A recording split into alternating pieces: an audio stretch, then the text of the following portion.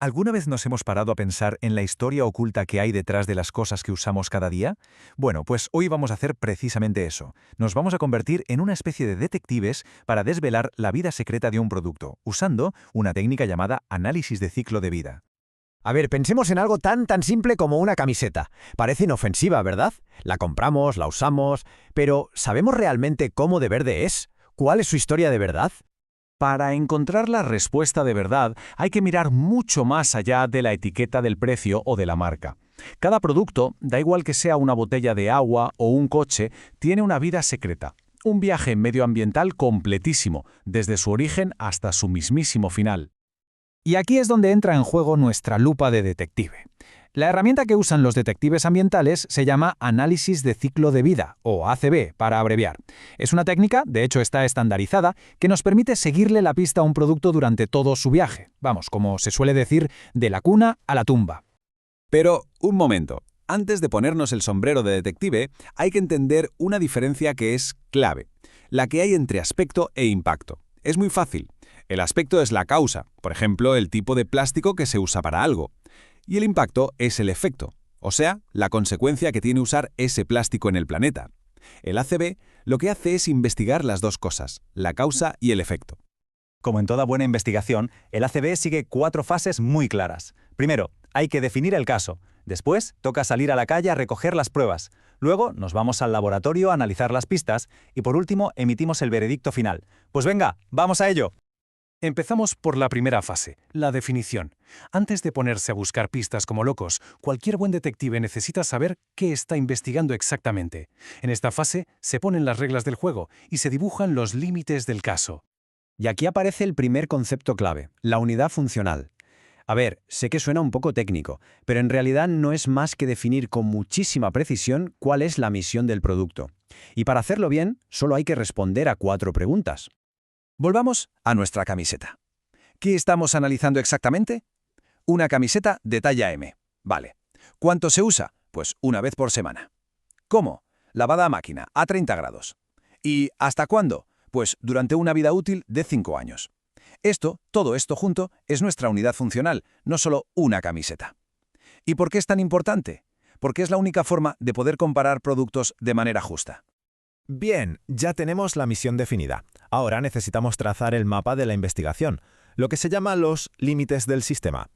Básicamente es decidir qué partes del viaje del producto vamos a meter en nuestro análisis y cuáles se quedan fuera. Y aquí hay 2 tipos de mapas, los más comunes. Por un lado está el de la cuna a la tumba, que es la investigación completa, vamos, toda la película, desde que se sacan las materias primas hasta que acaba en la basura. Y por otro, de la cuna a la puerta, que es una investigación parcial, como ver solo el primer acto de la peli.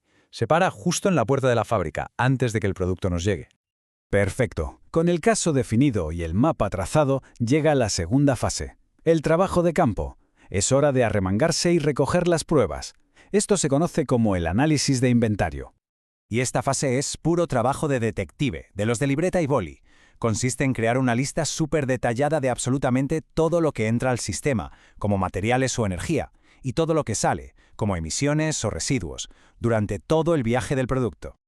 Para que nos hagamos una idea, fijaos en el nivel de detalle que se necesita para un simple cúter. Se anota cada gramo de material, cada proceso de fabricación, el tipo de embalaje que lleva, los kilómetros que viaja en camión, hasta cuántas cuchillas de recambio va a usar en sus 5 años de vida. Y por último, que como tiene mezcla de materiales, acabará en un vertedero. Aquí todo, absolutamente todo cuenta. Muy bien, ya tenemos todas las pruebas encima de la mesa. Así que entramos en la tercera fase, la del análisis en el laboratorio. Es el momento de la evaluación de impacto. Ahora mismo tenemos una montaña de datos brutos. ¿Cómo le damos sentido a todo esto? Pues seguimos unos pasos. Primero clasificamos las pruebas, las agrupamos por tipo de impacto. Esto va al calentamiento global, esto a la acidificación. Después caracterizamos, que es como encontrar un idioma común para poder sumar todos esos datos. Los otros 2 pasos, que son opcionales, sirven para darle más contexto a los resultados. Y aquí es donde pasa la magia. La caracterización nos permite, por fin, sumar peras con manzanas. Por ejemplo, si hablamos de calentamiento global, sabemos que 1 kilo de gas metano calienta la atmósfera unas 25 veces más que 1 kilo de CO2. Entonces, para poder compararlos y sumarlos, lo que hacemos es traducir el metano a su equivalente en CO2. Lo multiplicamos por su factor y listo. Ahora sí, ya podemos sumar.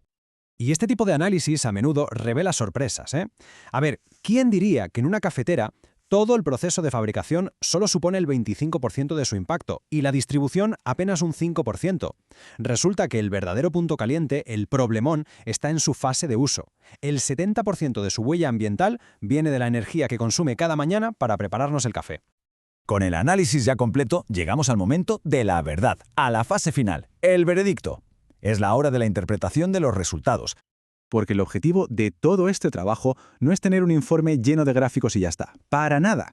La clave está en interpretar esos resultados para responder a la pregunta que nos hicimos al principio y, sobre todo, para poder definir estrategias claras de mejora ambiental. Así que, para el caso de la cafetera, el veredicto es clarísimo. El mayor impacto no está en su fabricación, sino en el consumo de energía de su uso diario. Y esta información es oro para quien la diseña, porque le dice que si quiere hacerla más sostenible, tiene que centrarse en que sea más eficiente, no en usar otros materiales. Entonces, ¿podemos decir que el ACB es la herramienta definitiva? Pues es increíblemente potente, desde luego, pero como toda buena técnica de investigación, también tiene sus límites. Hay que ser honestos y reconocer sus debilidades. Por ejemplo, se centra solo en lo ambiental, dejando fuera los impactos sociales o económicos. Su precisión depende totalmente de la calidad de los datos, que a veces son difíciles de conseguir o son solo aproximaciones. Y además, no nos engañemos, es un proceso bastante complejo y que consume muchos recursos. A pesar de sus limitaciones, el ACB nos da un poder inmenso, el poder de conocer por fin la historia completa. Y eso nos deja con una última pregunta flotando en el aire. Si cada producto que diseñamos o compramos nos contara toda su historia ambiental, sin secretos, ¿cómo cambiarían las decisiones que tomamos cada día?